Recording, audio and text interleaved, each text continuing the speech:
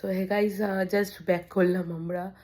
এখন বাজে হচ্ছে প্রায় 5:30।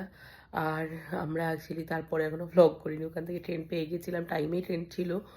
আর গৌড় এক্সপ্রেস ধরেই এসেছি আর কি, রামপুরহাট থেকে শিয়ালদা পর্যন্ত একদম অন টাইম ঢুকিয়ে দিয়েছে। অ্যান্ড ট্রেনটার অভিজ্ঞতা বলতে বেশিক্ষণ তো ছিলাম না ট্রেনে, বাট যেটুকু দেখতে পেয়েছি সেটা হচ্ছে একদম অন টাইম, একদম মানে ঢুকিয়ে দিচ্ছে আর কি। আর অন টাইমই থাকছে গৌড় এক্সপ্রেস। আর এলএচবি কোচটা অ্যাড করার পরে, তোমরা জানো এর আগে গৌড়ে এলএচবি কোচ ছিল না, তো এলএচবি কোচটা অ্যাড করার পরে যেটা ভালো হয়েছে সেটা হচ্ছে নতুন বায়ো টয়লেট যেগুলো ইন্ট্রোডিউস করেছে ট্রেনগুলোতে, সেগুলো খুবই ভালো, খুবই ভালো অ্যাক্সেসেবল। অ্যান্ড সবসময় জলের পরেশানি যেটা থাকতো না সেটা থাকে না আর কি, খুবই ভালো আর কি। তো যাই হোক, খুব পরিষ্কার পরিচ্ছন্ন ট্রেন। আমি তো ঘুম থেকে আমি তো উঠেই ঘুমিয়ে পড়েছি মোটামুটি। তো ঘুমিয়ে পড়ে মোটামুটি 4.5 ঘন্টা ঘুমিয়েই এলাম।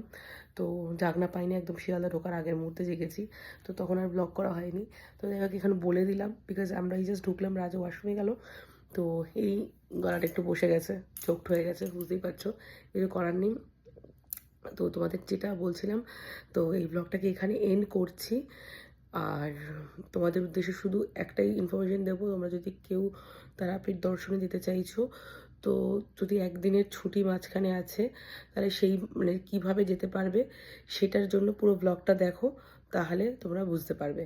কারণ আমরা একদিনেই গেছি, কারণ একদিনে যাদের ছুটি থাকে মাঝখানে, জাস্ট অফিস করে রাতের বেলা ট্রেন ধরলাম, ধরে আর কি পরের দিন সকালবেলাও না, মানে ভোর রাতের মধ্যে পৌঁছে দিয়েছে, মানে রাত 3টের মধ্যে পৌঁছে দিয়েছে রামপুরহাট জাংশনে। ওখান থেকে টেকার ধরে আর কি মোটামুটি ঘন্টাখানেকের মধ্যে তুমি রামপুরহাটে পৌঁছে যেতে পারো। ঘন্টাখানেকের থেকে কম লাগে সময়, বাট টেকারের ওই লোকজন উঠতে সব কিছু করতে একটু দেরি লাগে বলে বললাম ঘন্টাখানেক।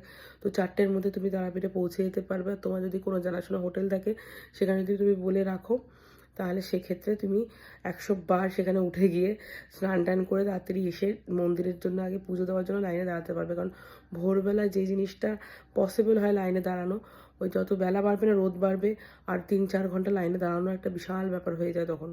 তো আমার মনে হয় এটা বেস্ট, এই সময়টা পুজো দেওয়াটা এনিহাও বেস্ট, আর এমনিও আর কি তোমার শরীরের জন্য বেস্ট। তো পুজো দিয়ে তারপর তোমরা যদি রেস্ট নেওয়ার হয় রেস্ট নাও, যা করার হয় করো।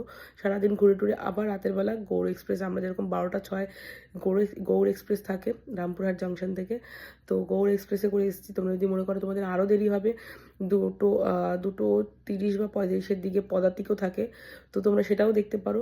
মানে রাতের দিকে ট্রেন অ্যাভেলেবেল আছে, ট্রেনগুলো যথেষ্ট ভালো ট্রেন।